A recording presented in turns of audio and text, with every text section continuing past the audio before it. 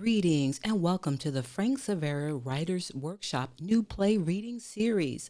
Happy Father's Day and Juneteenth. Special thanks to the Billie Holiday Theater for partnering with us to make this reading possible.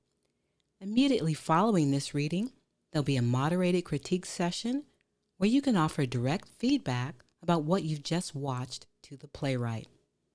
And now we're so pleased to present Starlight and Moonshadow's Magic Puppet and Theater Emporium, written by Ave Maria Cross and directed by Lisa McCree. Cast of characters: Starlight, older female, a cross between a flower child and a black militant, an overly dramatic poet therapist, and theater dramatic arts professor. Moonshadow, older male, a retired eccentric professor of Africana studies. CP Time, younger male, an anthropomorphic talking clock. He starts out as a young man who ages over time. He presents in verse. The other mother goose, female, communicates solely through the recitation of nursery rhymes.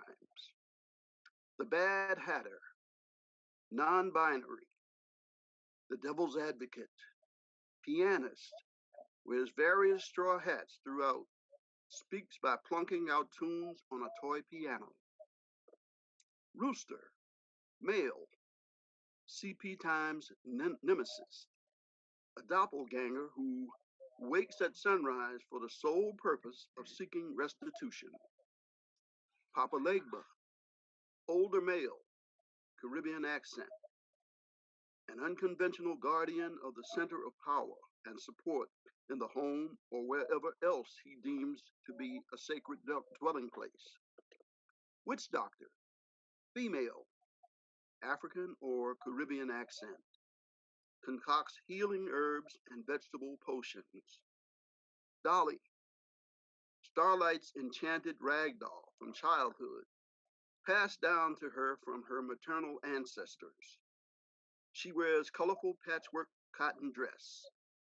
Puppets, Moonshadow in the fantasy, and various vegetable puppets. The puppeteers, ventriloquists, various puppets and ventriloquists. Act 1, Under the Cloak of Darkness. Time, evening, springtime in the early 1970s. Place, a townhouse on the outskirts of New York City's Washington Square Park in Greenwich Village. Reality.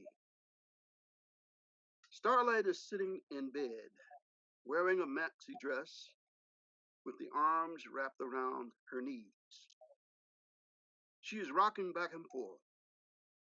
Dolly is propped up by a pillow.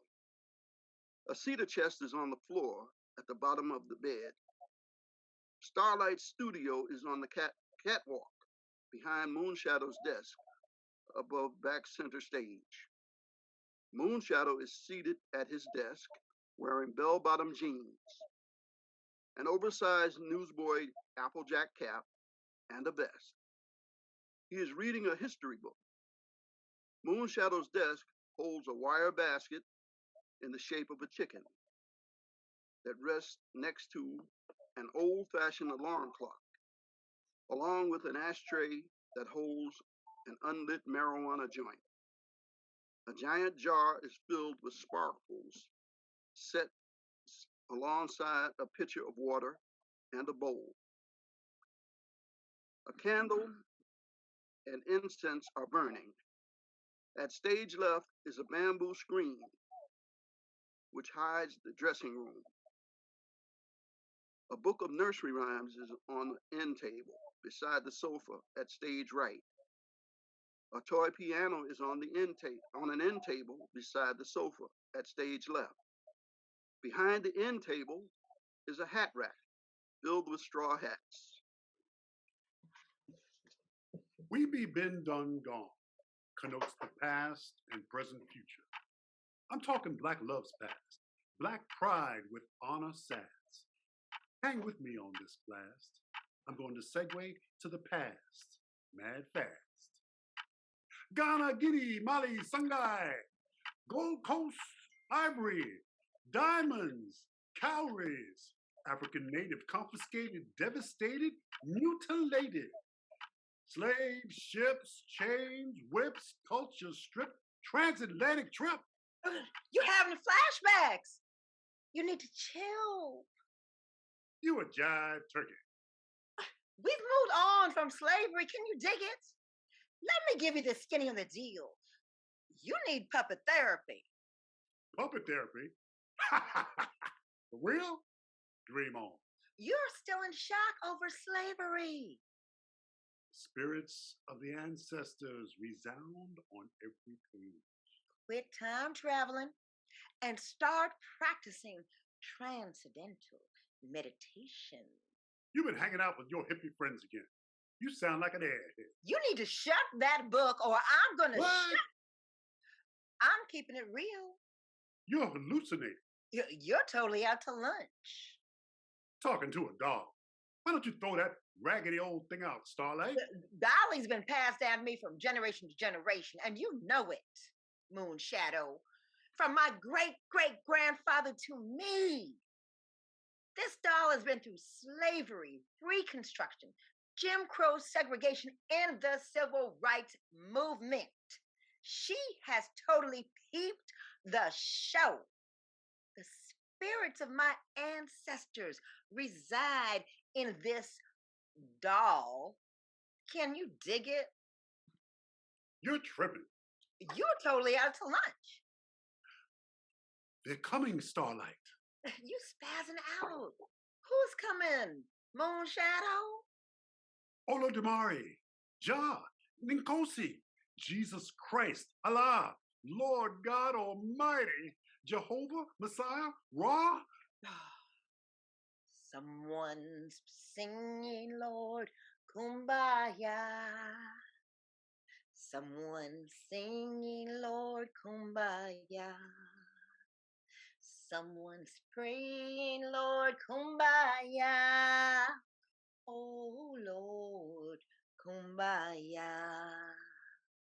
Moonshadow pours libation. He pours water in a bowl and sprinkles it on the floor. Starlight lights a marijuana. In the beginning was the Word, a sound, a hum, the talking drum. Therefore, God is Africa, and we, the people, are the sun. Rhythm Nation, pour libation, African ancestral consecration.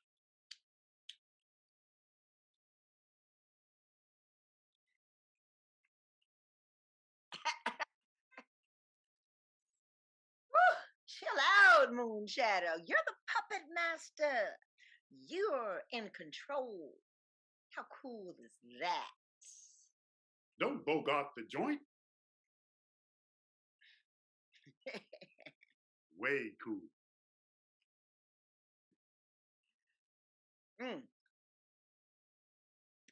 Right on.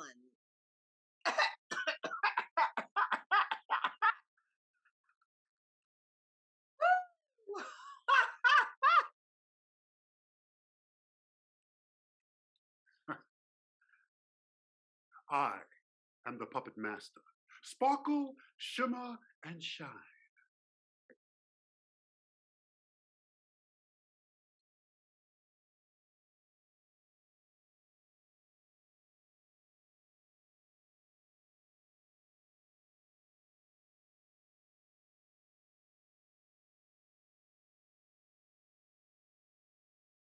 Act 1, Scene 2. This happened, and yet it didn't. The dream. Later that night. Enter the Bad Hatter through the flashing portal door at stage right.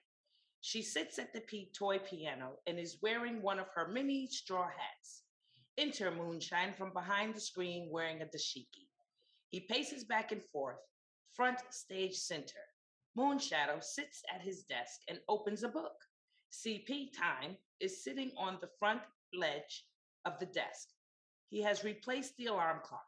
The wire chicken basket filled with eggs is replaced by Rooster, who sits on the desk opposite CP Time, at the front stage right of the desk. There are many still as statues. Starlight is seated on the sofa next to the other Mother Goose, who is holding a book of nursery rhymes. The other Mother Goose is still a statue.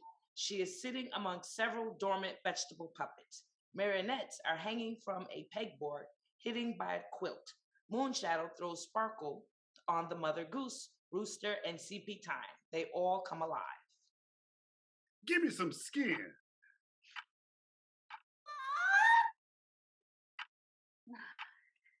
Starlight, star bright, first star I see tonight. Wish I may, wish I might have the wish I wish tonight. Out of sight. Moonshadow crosses stage right to the desk and hands CP Time the book he was reading. He returns to his desk. Hickory dickory dock, the mouse went up the clock. The clock struck 8, the mouse went down. Hickory dickory dock, tick tock, tick tock, tick tock. CP Time stands by the side of his desk. He opens the book and reads aloud. Once upon a time in the old New York City dwelt witch doctor Papa Legba. They rocked the real nitty gritty between the Lower East Side and the wharf at Peck Slip, y'all, in a dark and dreary time when Wall Street rocked a wooden wall. Within the Beatles' cellar lay dark souls stashed way down under after they were stolen, beaten, broken, killed by hunger. Babatunde kept the beat. His rhythmic drumming was a wonder, while Shango and his majesty flashed lightning bolts through thunder. The itsy bitsy spider crawled up the water spout. Down came the rain and washed the spider out. This freaked me out. Look, a lynching. Out came the sun and dried up all the rain, and the itsy bitsy spider went up the spout again. Starlight smashes the spider with her shoe. Chill out, Moonshadow. You're tripping. Those are marionettes, remember? I hang them on the pegboard to keep their strings from dangling. Now, check it out. You cool? Way cool. Everything is copacetic. Bad Hatter plunked a boogie woogie on the out of tune piano.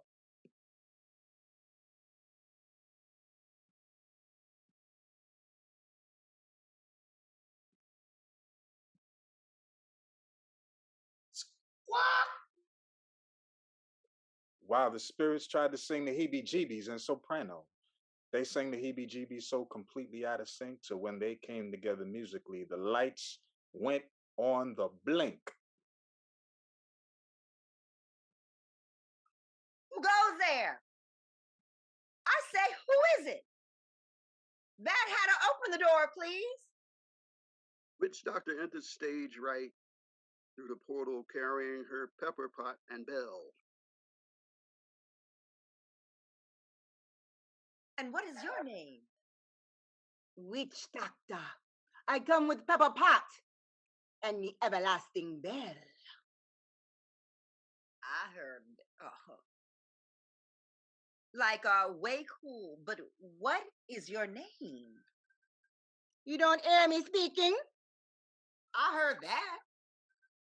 By the spirits of the ancestors, I have been summoned and sent. With me pot to cook up veggies, ringing bells to represent. There has been an insurrection at the wharf at Peak's Lip. Y'all, I was sent by the Orishas. I have come because I was called. Miss Mary Mac, all dressed in black, with silver buttons all down her back. Small up yourself. The other Mother Goose goes over to give Witch Doctor a place to sit. She jumped so high, till she touched the sky, and she never came back, till the 4th of July, lie. What to the American slave is your 4th of July?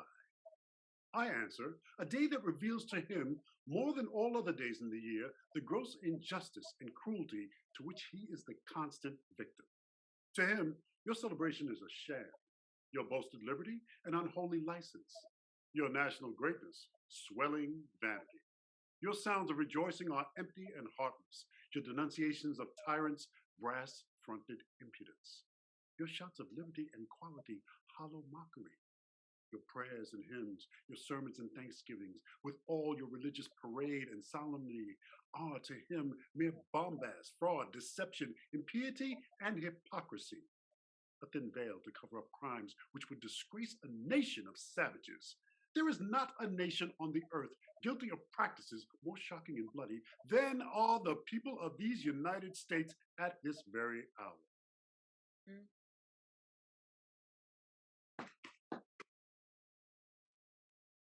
Who is it? Who goes there, I say? Bad Hatter. Open the door. Papa Legba, dressed in tattered hat and raggedy jacket, enters. He is carrying a jug of his Zulu brew. Papa Legba takes his hat off, and bows with a flourish. Hey. Mm.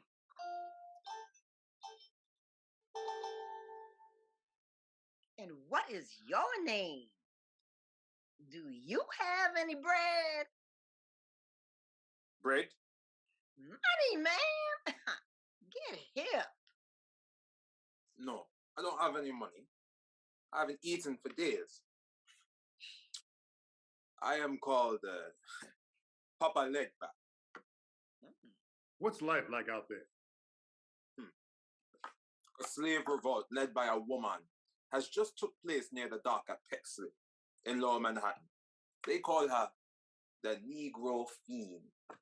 They're looking for a woman dressed in black, toting a pot and holding a bell. She killed several slaveholders. She was captured early this morning, but she escaped. Poof! Just like that. I was puffing on the corncob pipe. Man, you flipping out. I'm trying to tell you the flipping story, man. You've been smoking weed. This place smells like weed. It's filled with duppies.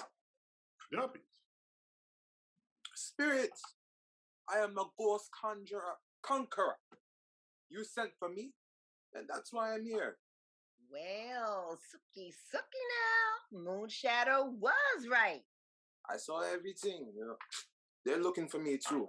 They're going to burn female slaves at the stake one by one if they don't get a confession, if they don't find her. Find who? The Negro Fiend. That's the name the white folks give her. No matter. She is our hero. A black ganja woman who masterminds slave revolts on blasted ships and the wharfs near Wall Street, man. What do you want from us? Food and shelter. Get real. Hey, chill out. It happened near Wall Street. I tell you, they won't be looking this far north. Why should I give you food and shelter? Because you summoned me in your prayers, and because it's the right thing to do. Sent for you yesterday. Here you come today. What will you bring to the table? Reconciliation. We will provide for you. I will make manifest. Out of sight. The other Mother Goose motions for Papa Legba to sit on the sofa. He sits next to Witch Doctor and takes a swig of Zulu brew.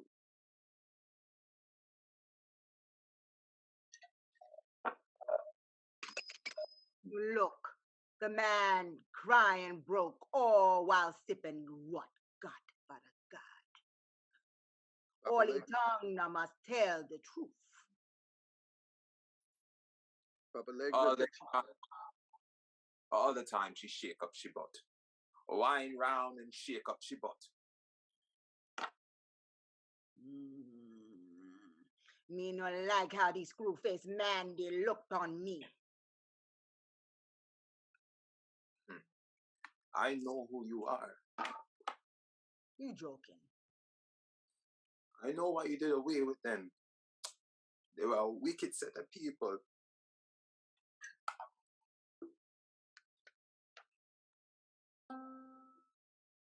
Legba lived for the garden where he potted ground for hours. And it looked mighty pretty, filled with veggies, roots, and flowers. But each and every afternoon, by exactly 12 noon, the Orishas, ghosts, and phantoms towered above the leafy blooms. Papa Legba kept on digging, and when he thought that he was through, he discovered several skeletons buried beneath his size 12 shoes. Nothing ever went right in old New Amsterdam at night. Haunts entertained bad luck, so things were sure to run amok. The Orishas kept the visual on Manhattan's quaint downtown because the people being mistreated there rocked various shades of brown. The Gungun conjured up the spirits of folks buried in the ground. On nights when all was still, one heard a faint but rumbling sound.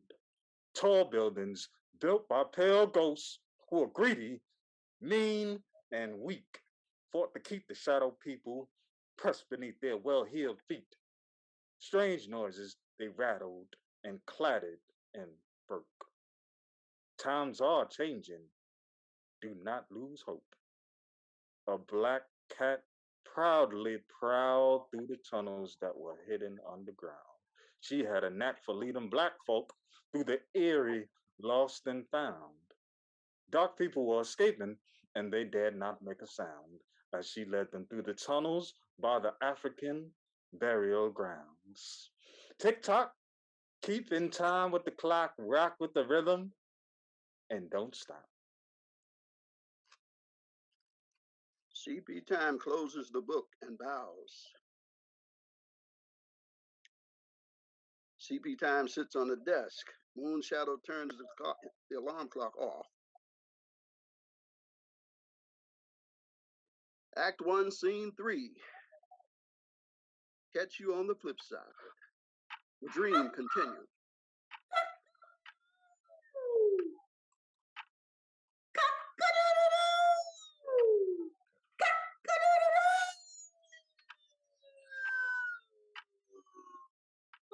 And how are we supposed to see? By the light of day. Quit tripping. Nobody's going anywhere. Once you enter, you cannot leave. Says who? What? Says I. Shake your tail feathers. Get real. Sing a song of sixpence, a pocket full of rye, 4 and 20 blackbirds baked in a pie. When the pie was open, the birds began to sing. Wasn't that the dainty dish to set before the king? I have a dream that all of God's children, black men and white men, Jews and Gentiles, Protestants and Catholics, will be able to join hands and sing in the words of the old Negro spiritual, "Free at last, free at last. Thank God Almighty, we are free at last." It's time to turn the page. Start reading a new chapter. You can't stay stuck in the stories. Slavery is not all of who we are. Tooraloo, raloo, ra. Tooraloo, ralai. Tooraloo, raloo, ra. Hush, now don't you cry. Tooraloo, raloo, ra. Tooraloo, ralai. Tooraloo, raloo, ra. That's an Irish lullaby. Brother John Brown, righteous Irish renegade, abolitionist rebel. Virginia Harper's Furry Raid. That's it, Moonshadow. If you must dwell in the past, think of the people who loved us enough to give us their lives. Don't dwell on the negativity happening of the past. It's not healthy. Right on, Rooster. Give me some skin. Moonshadow falls asleep at his desk. Exit Starlight, stage left, to the garden. Act 1, Scene 4. This happened, and yet it didn't happen. Sunrise, the living room. Enter Rooster, stage left wing, wearing a feathered hat. He struts across the stage from front stage left to front stage right and back. The Bad Hatter is asleep at the piano and is wearing another straw hat.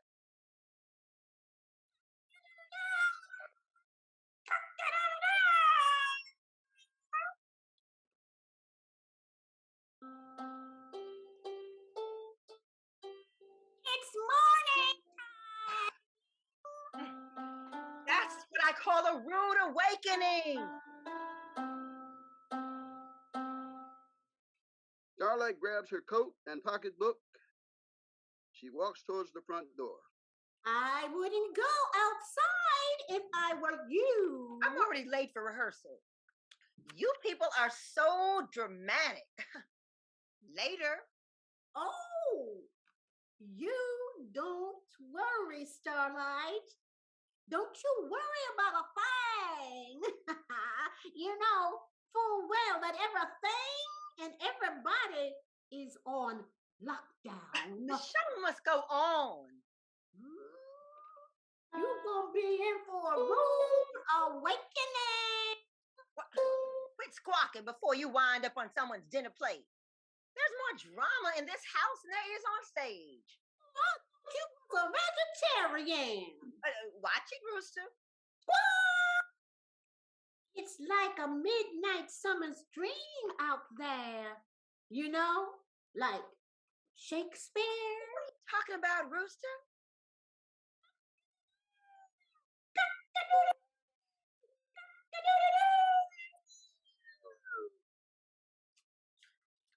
Man, you must have woken up at the wrong side of the bed again. You need to go back to sleep. I'm giving you the lowdown. Don't say I didn't warn you. By the way, you forgot. Bad Hatter, open the door. Starlight starts to exit the portals. Stage right. She runs back in. I forgot the puppets. That's what I was fixing to tell you. Look, Bad Hatter, open the door. Tick-tock. Keeping time with the clock. Rock with the rhythm and don't stop. Moonshadow sparkles on Starlight. She unfreezes and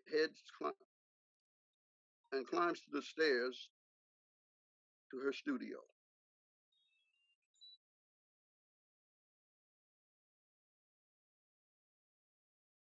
Starlight exits the catwalk stage right from her studio, carrying several puppets into the dimly lit parlor. Starlight places her latest puppet creation on the sofa. She steps back to admire them. Marionettes are visibly hanging from hooks on a mobile pegboard. Moonshadow is seated at his desk. You get to live the way that generations before you only dreamed of. Our ancestors are the strength of our majesty, and we are the dignity of their pain. Rooster, you sound just like my father. You've got to let go of the past. It's the same book, but we're on a different page. Son, everything, dog, every dog will have its day. Rooster flips the page of a book on Moonshadow's desk. Rooster takes an egg out of his pocket and throws it to the floor. The egg cracks open, spilling its contents. Trumpty Dumpty sat on the wall. Trumpty Dumpty had a great ball. All the king's horses and all the king's men couldn't put Trumpty together again.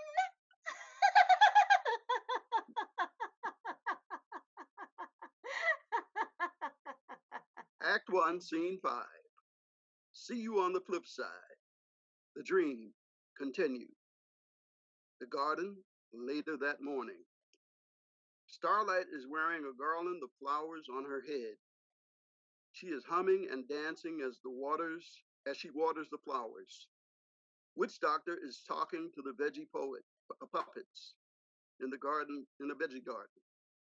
Papa Legba is sitting on the rocking chair, smoking a pipe. Starlight can neither see nor hear Witch Doctor and Papa Legba. Dolly is seated in a child's old-fashioned wooden chair. The other Mother Goose sits on the sofa, unnoticed by all, surrounded by puppets and marionettes. Right. Good morning, Rose. Good morning, Daisy. Good morning, Hyacinth. How y'all doing? Petunia, you all right? Little Miss Muffet, she sat on her tuffet, eating her curds and whey. Along came a spider, who sat down beside her and frightened Miss Muffet away. Spider, Vader flies. Peace out. Papa Legba toasted springtime with a sip of Zulu brew. And its influence, he commenced to rock the truth. He punched the air and stomped the ground while he was quite uncouth. Eye for an eye, tooth for a tooth, he'd shout to passing sleuth. Witch Doctor was quite frightened, but determined not to quit. She was wise and knew you couldn't hit straight licks with crooked sticks. I'm going to prop Pepper Pot up and cook some down-home veggie soup. I'm going to make a grand concoction. Papa Legba must get through this. I am the puppet master. Sparkle, shimmer, and shine.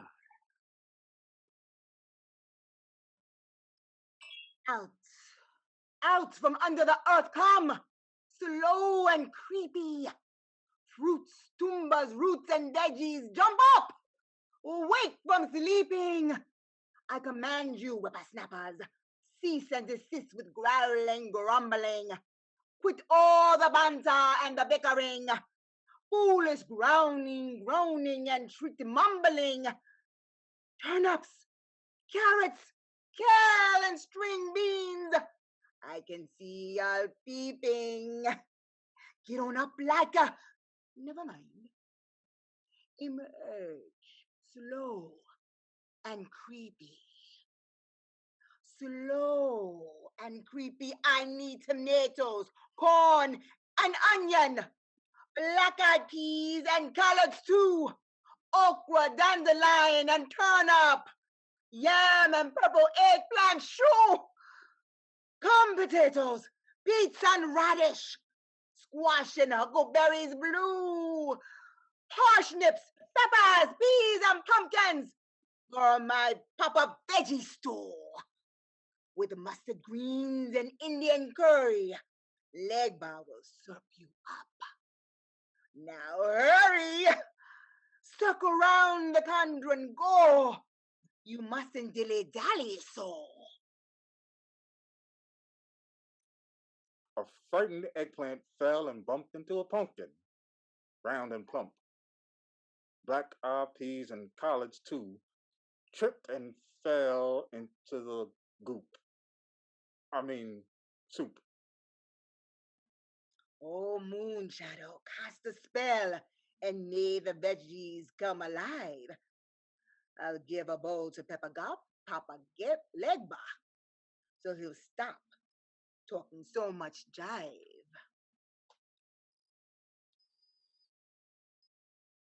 You just gonna take the people's vegetables? Shut up your mouth. Smells good.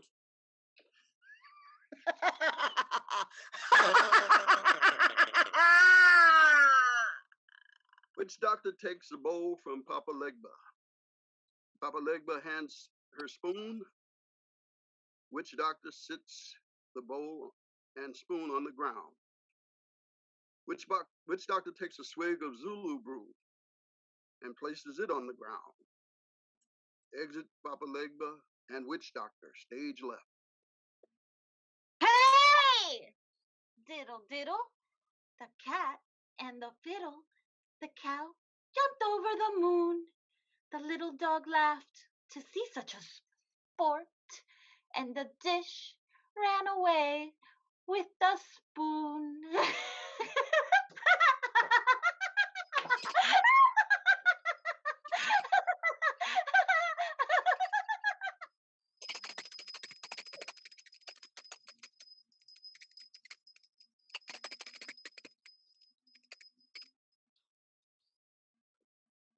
Dolly slowly turns her head towards the audience and back. Witch Doctor rings her bell from stage left wing. The end.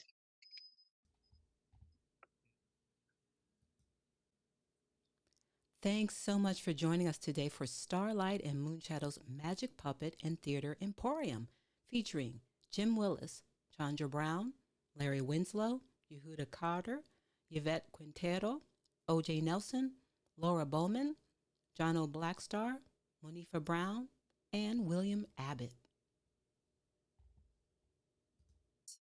Thank you so much for joining us today on this Father's Day, and happy Juneteenth.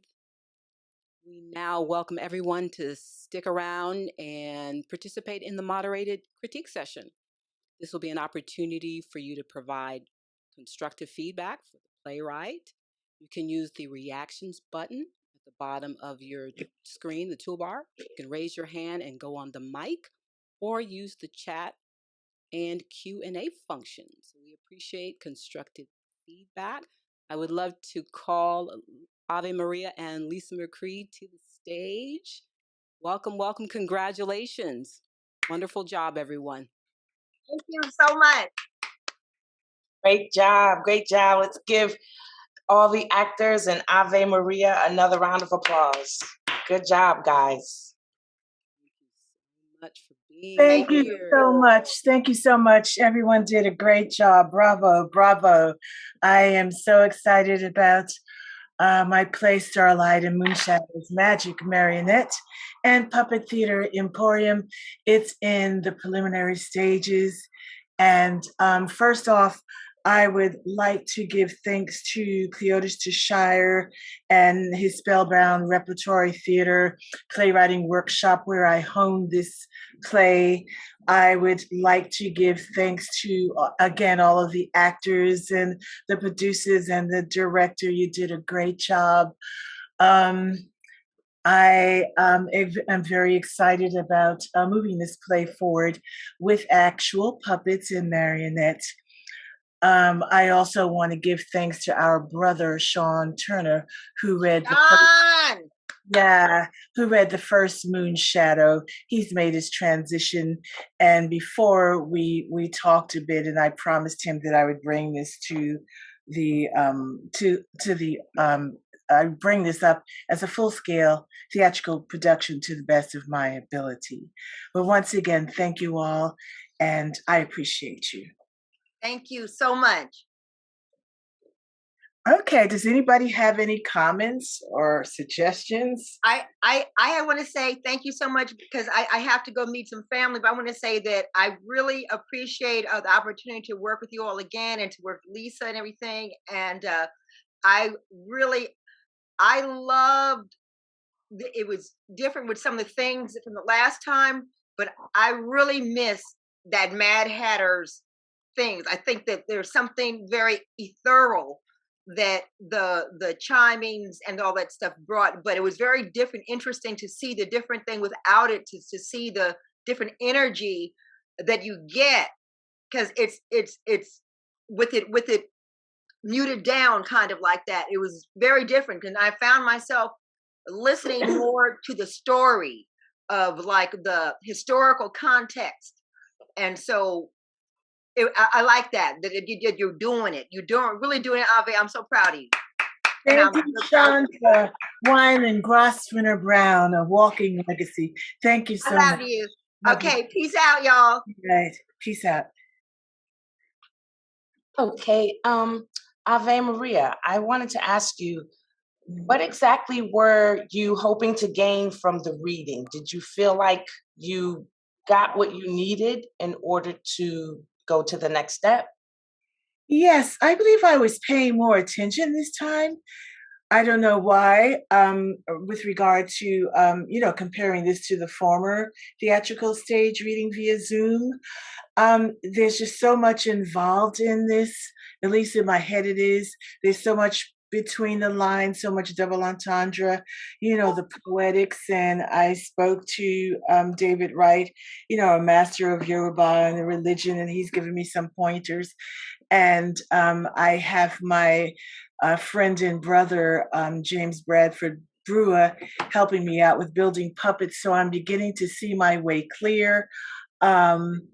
I'm beginning to see what I need to add in and take out and expand upon. It's only 24 pages, but I'm looking maybe at 60, 65 pages in the long run.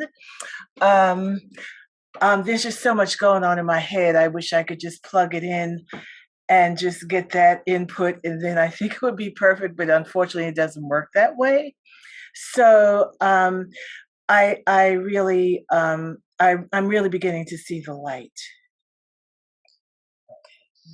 Asking the audience members, did they follow the story? Do they have any questions about the story in terms of what the story is?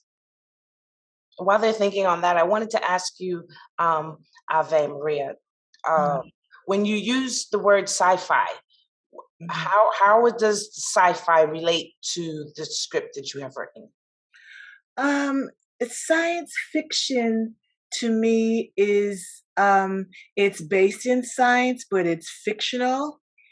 When I do the rewrites, because this is going on in my head, I remember I was involved with this organization called African Scholar Warrior. And this brother was saying, oh, I think Africans came from out of space, because of the melanin and because of the rhythm. And so I want to incorporate that in all of these little, growing up, going to see the Sun Ra concerts and his intergalactic orchestra and all that sort of thing is playing around in my brain. And so that's where the sci-fi bit comes in. So I want to entertain those thoughts and incorporate them in this as well. Ave Maria, we have a question from Laura Bowman. She is asking, what is the purpose of the piece? The purpose, I believe, is to teach Black history, to show Black pain, to lift people up, and to let them see, people meaning the audience, how far we've come, what we've endured, how strong we are, and it hopefully will veer into the realm of what do they call it? Afrofuturism. Thank you. So for people that are still here in attendance, we appreciate your comments, and please feel free to use the chat. You can also go on the mic. If you want to do that, it is the reactions button, an opportunity for you to raise your voice. I had a question for you, Ave Maria, about the use of nursery rhymes. Do nursery rhymes have a special place in your heart, or can you elaborate on that? Yes, I'm a student of Kid Lit. I resort to nursery rhymes because basically it's Moonshadow that is really in shock over slavery. He has yet to get over it. Being a retired Black Studies professor, he has studied things that the ordinary public has not studied, and so he's haunted by these things. But I correlate them with nursery rhymes and use them as counterpoint and juxtaposition in his dialogue, because there are so many things that tick him off. There's so many things that pain him. And but going back a bit, nursery rhymes were not in the beginning written for children. They were considered too dangerous for children. And only in, I don't know which century it was, that it was decided that, it was okay for children to, I mean, certain nursery rhymes, it was okay for children to actually be read to, have nursery rhymes read to them. I mean, if you look at Alice in Wonderland, um, on the surface, it's a story for children, but beneath it is, there are a lot of lessons to be learned. And so I'm trying somehow, to the best of my ability, use juxtaposition and counterpoint to draw parallels between nursery rhymes and Moonshadow's, into what haunts Moonshadow.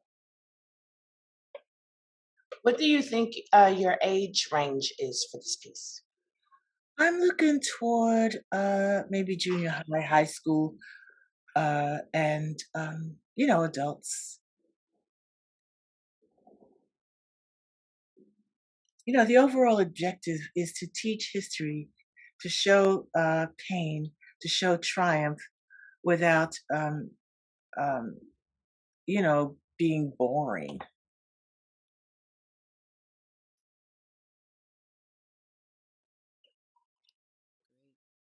Thank you all so much for your comments, and thank you so much for elaborating on that. And I welcome other people who want to either go on the mic or put if you have a question. To go on the mic, if you look at the bottom of your screen, you'll see you might see a reactions button. Yeah. If you click on that, you'll see raise your hand. Yeah, I did that.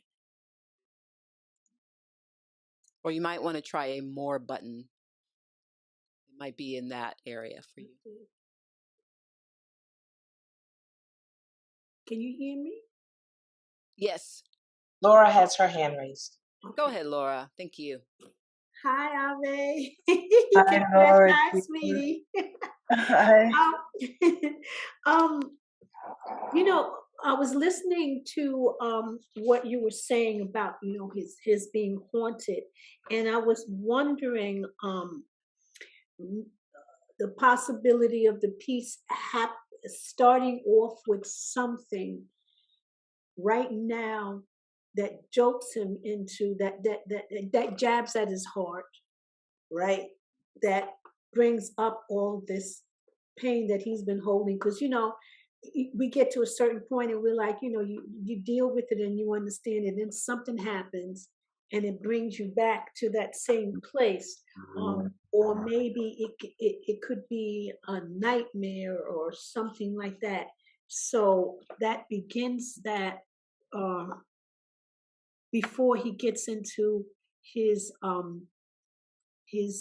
we've been done gone. Before he gets into that, maybe something that happens and then it throws him into his comment.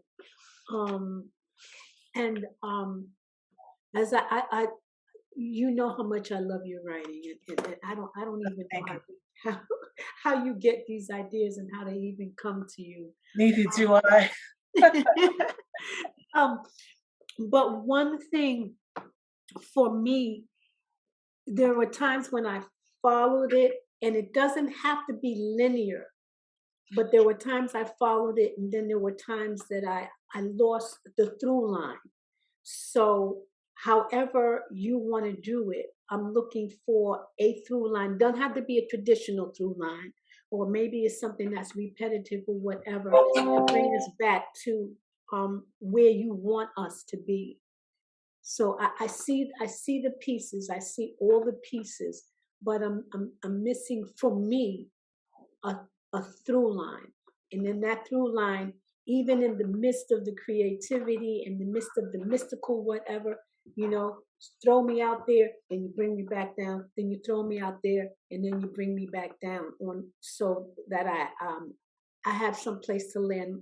My mind has some place to land. That's all. Thank you. Points well taken. I'm looking toward the cord that strings the piece together through the Yes. utilization of the puppets and the marionettes. Yes. Thank you. Thank you so much, everyone. Larry, Really say appreciate it. something. I think Larry has a comment or a question, Larry? Go ahead. Yeah. First comment is going to be, Laura, get out of my head. You said all the things that I was just about to say. First of all, I want to say, Ava, that really appreciate the piece and appreciate, the elements as Laura had stated.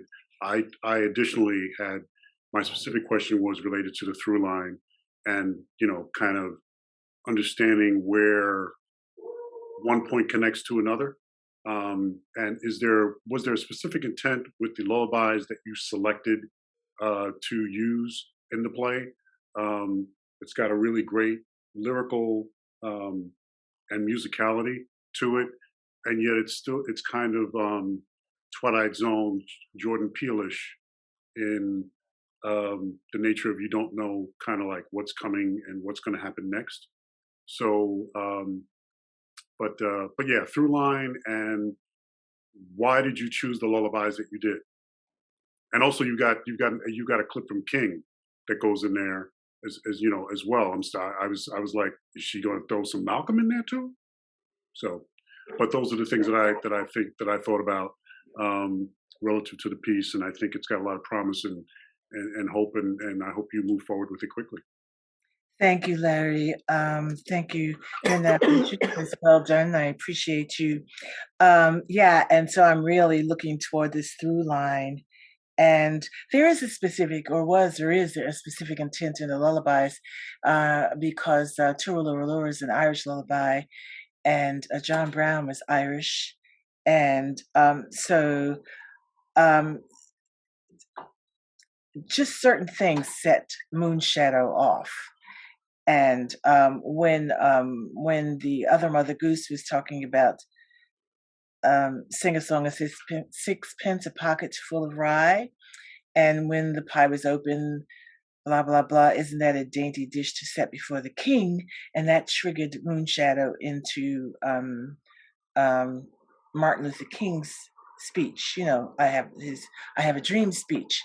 But there's just so much going on in my head that I've yet to get down on paper. And yeah, I mean, I've written a poem called History Lesson. It's about, maybe by now 154 line verses. I don't intend to use all of them, but there is a verse for Malcolm X and for Harriet Tubman, Sojourner Truth, just everybody. So I'm working on it, and I appreciate your comments and insight, Larry. Thank you.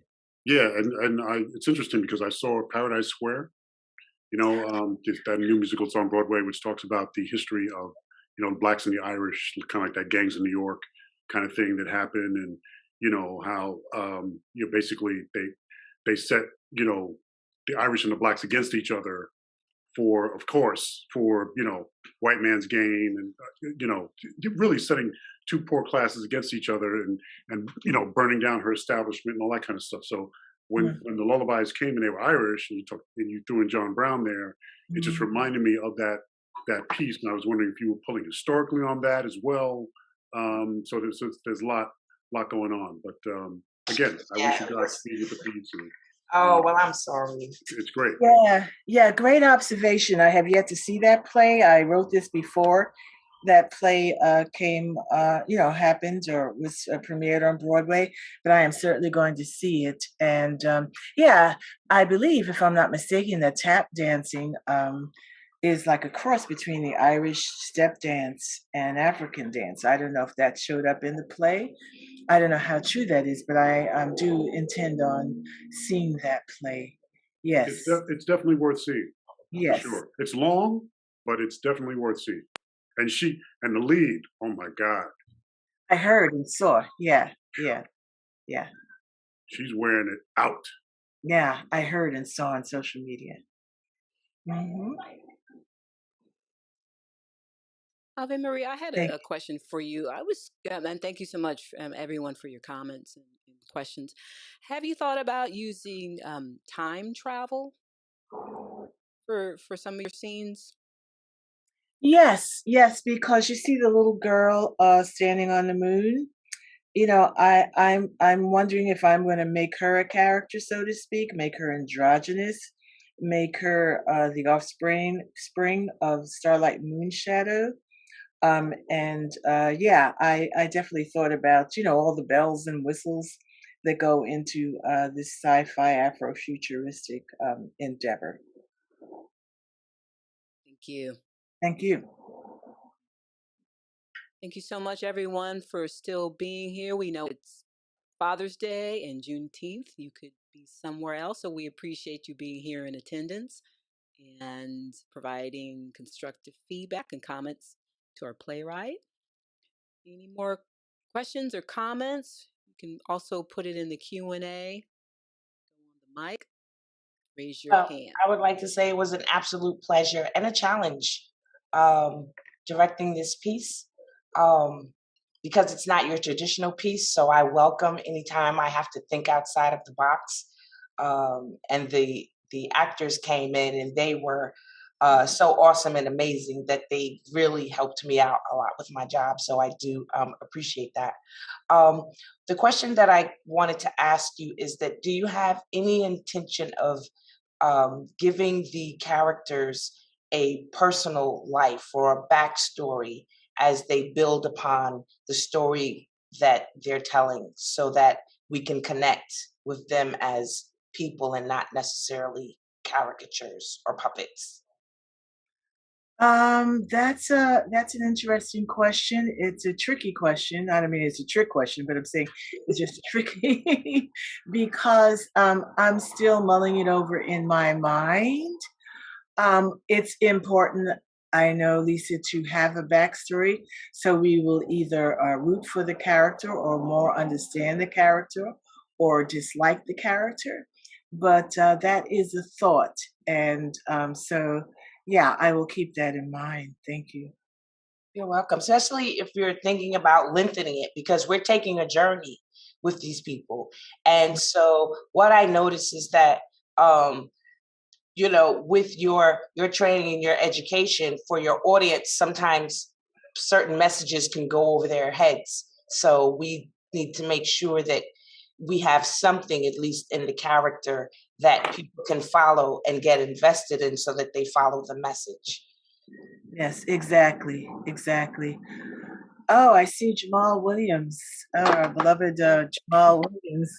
We have I always find your work so fascinating. Can he talk or can he speak?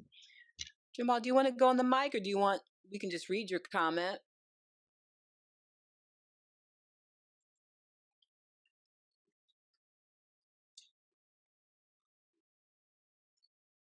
Oh, let's see. I will. Now? There you go. Hey, Jamal. Oh, yeah. Hello. Right. I was trying to figure it out. Hey, Ave. Hi. Thank you. I always enjoy your work because it's so multi-level that when you critique stuff, that's what we do in our workshop. Is that I have to reach back and get into my childhood and also into my adulthood. And I keep waiting for those puppets. And I know it costs a lot of money to get them puppets up. But once them puppets go up, I think everything will be complete and ready to go. So I really like what you did today. Yes. Thank you, Jamal. Everybody, Jamal is my greatest mentor. Jamal Williams, Uptown Playwrights. Thank you. Thank you for being here. Sure. And thank you for the comments. Of course. Mm-hmm. You asked me a question, or I'm just so intrigued and so delighted that you're here. I just lost my train of thought. I'm learning to build puppets. One of my puppet mentors is Brad Brewer of the Brewery Street Puppets. And so I'm learning to build foam puppets, papier-mâché puppets. I'm in the running again for a grant from the Jim Henson Foundation. And he's actually going to work with me, Brad Brewer, and see what we can piece together. And he's definitely a puppet master, a master puppeteer. he's on the same level with puppets as you are with playwriting. So I've really got great people around me. And so, yeah, the puppets, I believe, will really move this forward, onward, and upward. Thank you. Thank you. And then let's see, the other Mother Goose has a comment or a question. Go ahead. Hi, Ave. Hi, Quintero. Oh, you look so beautiful. She always dresses so beautifully. Yeah. I just well, one, this play, it's so magical to me. There's like, it's like I just keep picturing the like twinkling and stardust and magical things happening. And then, it's very, when I was a little girl, I used to think I used to really believe my dolls came to life at night when I went to sleep and had their whole life or something. Yeah. So, and I wanted to ask about Mother Goose. The other Mother Goose, to me, I felt like she was the Greek chorus of the piece. Was she like, how in plays, in Greek theater, they have the chorus who is commenting or, expanding on the story as it goes. And I felt like that's who she is to me. Yes. Because she comes in at different moments. Yeah. Yeah, the Greek chorus is moving the story along. Yeah. Yeah, now that you mention it, that'll work. Yeah, that'll work. Thank you. Yeah. And then there was one more thing. Oh, when you put this play up on, like, produce the play on stage, are you're having, from what I'm hearing, actual puppets? Oh yeah, for sure. Okay. Wow, amazing. Yeah. I'm gonna have to play the lottery. Else. But you got to put the magic out there. I find that when you're trying to do something that the universe wants you to succeed and the doors open up for you, which they are. So I'm just moving forward and hoping to make this happen in the best way possible. And you were really great as the other Mother Goose. How do you say that in Spanish? El otro madre de what? How do you say that? Yeah. Oh, thank you. Yeah. Thanks, Ave. It's always fun. Your pieces are so much fun. Your characters are always so much fun to take on. Thank you so much. Thank you. Thank you so much, everyone. And I think John O. Blackstar has a question or a comment. Go ahead. Hello. I had a lot of fun working on this piece and contributing. I really love these characters, I must say. I think you have really great contrast set up. How Starlight and Moonshadow, one's a free-loving hippie type who's into puppet therapy, and then you have Moonshadow who really probably needs therapy, but is not willing to have that discussion yet. But he's traumatized. I like how you interweave every nursery rhyme, all of these events in history with things that trigger Moonshadow, who obviously wants to see an end to his oppression. But he's looking at puppets, and all he sees is a lynching rope. He sees characters hanging from a tree, and I really love the idea of CP Time's enemy being the rooster. That the CP Time wants you to be late, but the rooster wants you to be early. That kind of concept, I thought it was really great to just set up a natural tension between the characters to just keep everything moving along. And Papa Legba and the Witch Doctor seem to have a little bit of a beef with each other as well. So yeah, I thought this was pretty fun. I think that the puppets and all of the music, like having a character only communicate through piano playing, I think is also kind of a genius move and a lot of fun. It's something that you don't always see in the theater, so it adds a bit more spectacle to the experience. So I think, yeah, this is definitely something to keep working on, and I would love to see where it goes. Thank you, Jana. Thank you very much.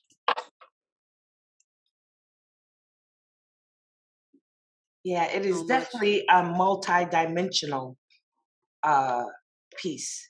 It is definitely takes you to different planes, and it's almost, that's why I asked you what your audience was, because it almost does take you back to that childhood, but then it's sort of like scary because you have the old slavery references that kind of get scary. So it's like the book that's really not meant for kids. But I think even in the synopsis I wrote, bring out your inner child, because as an adult, you would really understand bringing out that inner child than putting a child there. So it has many layers, and the actors were awesome. They committed to their characters, which I thought was fantastic. They certainly do. Yes, and they just took it to another level. And so I love the commitment, and I love the fact that they followed through. So kudos to you guys. Yes, birthday grand. You too, everyone involved. And I want to thank Kimberly as well, and I hope I'm not leaving anyone out. Oh yeah, Garland. Yeah, I thanked him personally. Yeah, yeah. So yeah, here we go. So back to the drawing board, literally. And we have, let's see, hand raised. Garland in here. Go ahead, Garland.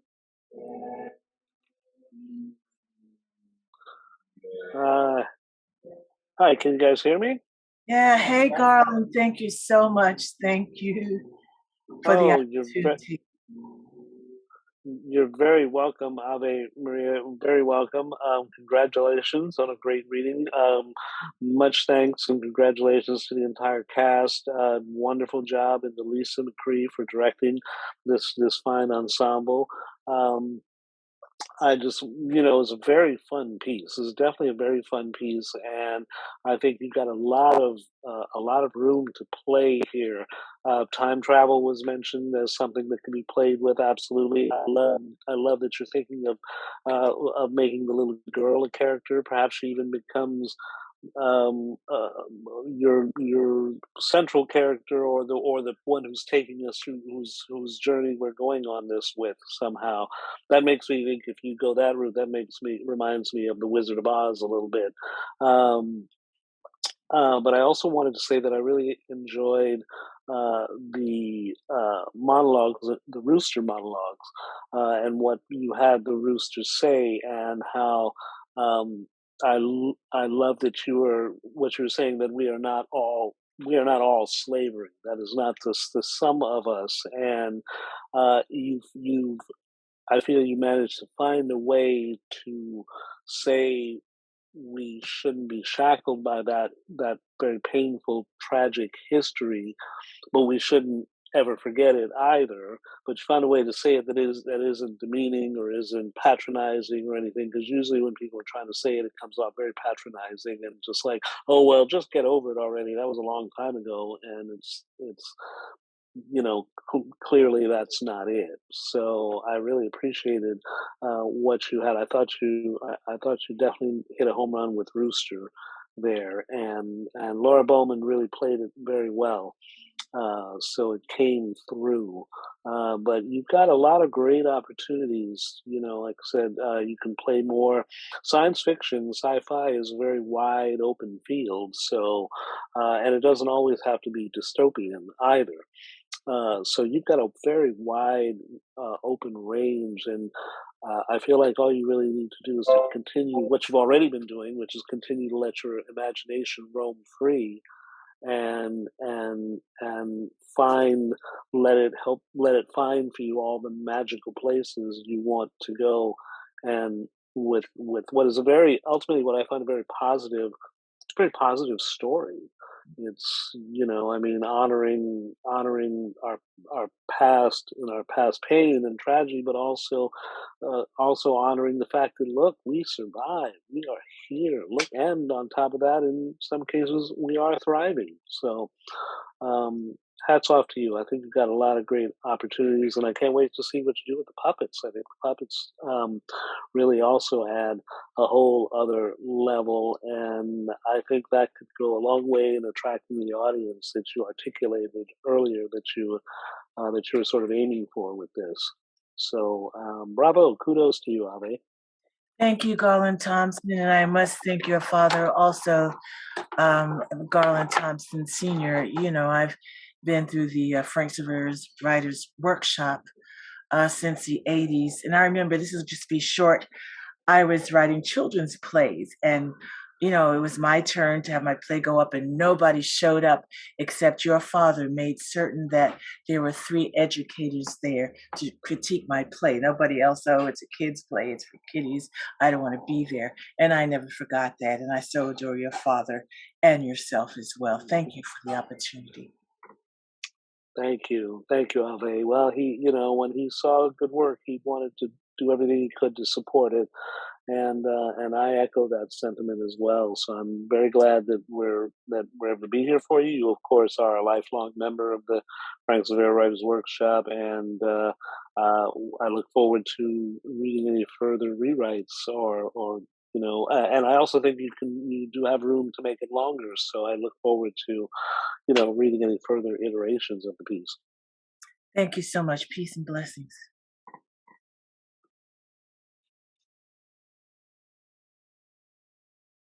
Thank you so much, everyone, for being here. Happy Father's Day. Happy Juneteenth.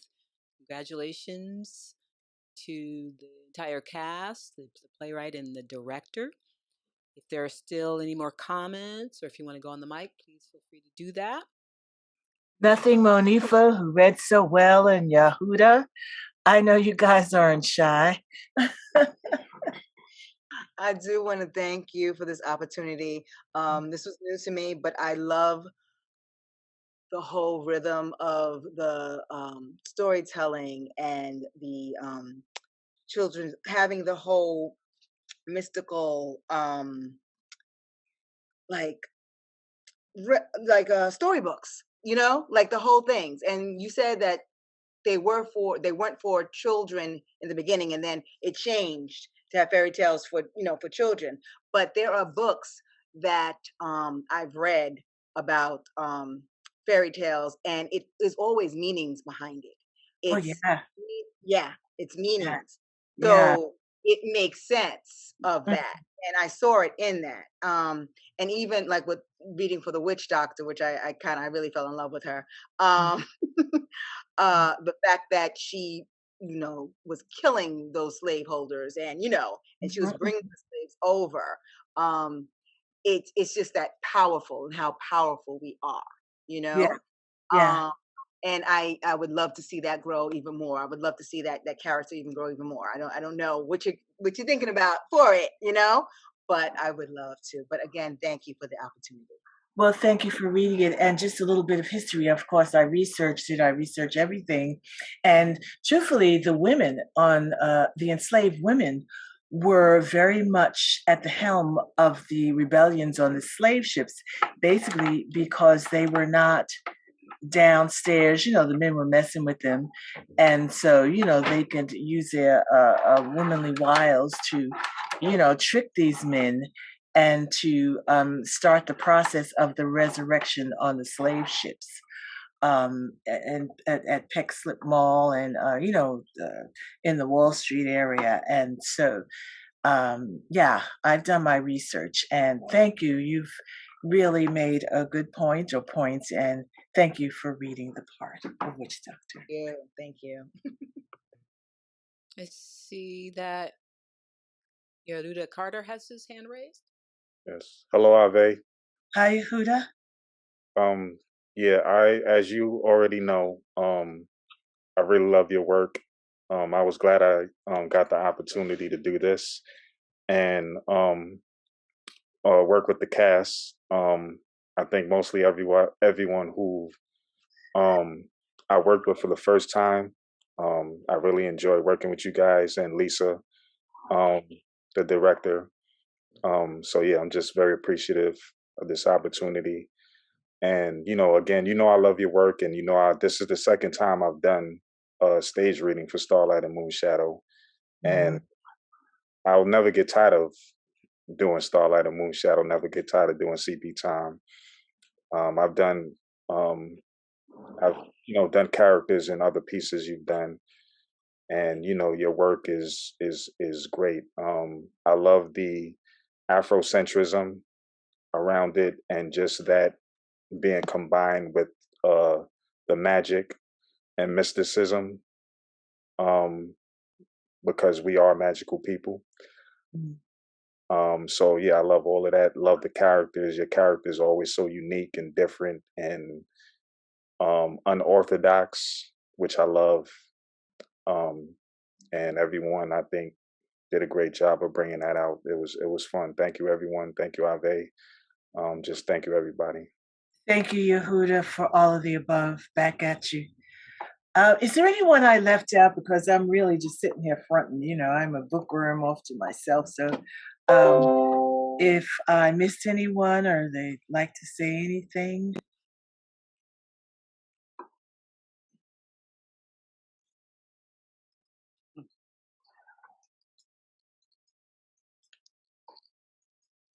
Thank you so much, everyone, for being here in attendance. We will be here up until about 6 o'clock our time, 9 o'clock East Coast time. So we have time for a couple more comments or questions. Ave Maria, feel free to use this time to express any hopes that you may have for your piece as well. Hopes. Yeah, I've got high hopes. I always have high hopes. What was troubling me was basically concerns with would people think, oh, this is so crazy. It is so bizarre. Who would want to come and see this? It doesn't make sense. Maybe she should be sent off to the loony bin or something. But I am just now so excited with regard to continuing on writing this piece. You guys don't know how much it means to me, or it meant to me for you to actually take your time, especially Father's Day weekend and Juneteenth and everything else that's going on. And I'm just at a loss for words, which is a rare event, only on paper. So I'm really shy. So just thank you so much. And thank you all. Thank you all, and God bless. I had a quick question because I was curious. I'm sorry. I just had a quick question. Did some of the ideas come to you in dreams at all? I think more so than dreams. I think I listen to my muse. There's even when I was a little girl in the projects, growing up in abject poverty, my parents did the best they could. All I had was my imagination to entertain me. There's something in me, I don't know what it is, that compels me to write this way and allows me to see things this way. And yes, I'm a dream thinker, but I think it's a muse that speaks to me in a grand way. And so I cannot rest without putting this stuff down. And so hopefully that answers your question. Yes, thank you so much. And I think someone else had something to say. Was that you, Lisa? Yeah, I was gonna say that. No, we don't think you're crazy. I love different voices when people can come out with a very unique sense and style in terms of the way that they write. And I can tell that it is imagination. And that's a good thing. You know what I'm saying? And plus the fact that you're very bright. So, that's what I was saying for your lay people. We don't want to lose them because I think you think on a higher level, than most people receive the information. So that's why I just want to make sure that your audience doesn't get lost. But what happens is that the characters are so animated and they're filled with this appeal that keeps the audience listening. So they will invest, they will stay, they will listen. You understand what I'm saying? So you still just want to make sure that for your people who are watching it, who are not on, who don't have the history of Sun Ra and Afrofuturism, that they're still getting the message on a lay level, on a layman's level. You see what I mean? Because there was a lot of between the lines talking. There was a lot of things that weren't said that were implied. And you want to make sure that it doesn't fly over someone's head and they miss it because it's like Zoom, And as a writer, those are some of the and I think this was in the conversation that Kimberly and I had last night. Not that we want to explain things for the audience or think that they don't have the intelligence to follow along, but sometimes we think because we're thinking it, people are getting it, and that's not always the case. Yes, that's true. That's not true. Well, it's good to know you're all not going to take up a collection to send me to the loony bin. And no, we're not going to do that. You're going to stay right where you are and keep on writing. Okay. Keep writing this piece. Okay. Yes, we need more, right? We need this in our world. We need the magic, and we need the unique and voice. And I appreciate how the actors light up when there's something to be said about that, and to be a director who's coming in. And thank you so much, Monifa and Jim, for the guys who pulled in at the very last moment. Thank you so much for committing to this, and the actors who've done it before. Thank you for coming back and providing like a foundation, and a commitment to your characters. That's really appreciated. So it was a joy to work on because everyone was just so excited about it. So if your actors are excited, your audience is excited. Thank you. I had no idea Garland and Jamal were going to be here. I might not have shown up, but at any rate, I appreciate everyone. Thank you, Larry. And I don't want to start naming people because I know I'm going to leave somebody out. Thank you, Larry. Okay. And everybody. Okay. Thank you so much. Thank you so much, everyone, for coming here today. And happy Father's Day. Happy Juneteenth. We know that you could have been somewhere else, but you chose to be here, and we really, really appreciate that. And congratulations once again, Ave Maria Cross, for your piece. Good luck. The next steps. I have positive feelings about it, and really appreciated being able to have the opportunity to watch and listen. Great job. And join us next time for another reading. We'll get the information out about what we'll be doing next. And we'll see you next time. Thank you so much, everyone. Writers Workshop. Thank you, everyone. Bye. Thank you. Bye. Peace and blessings.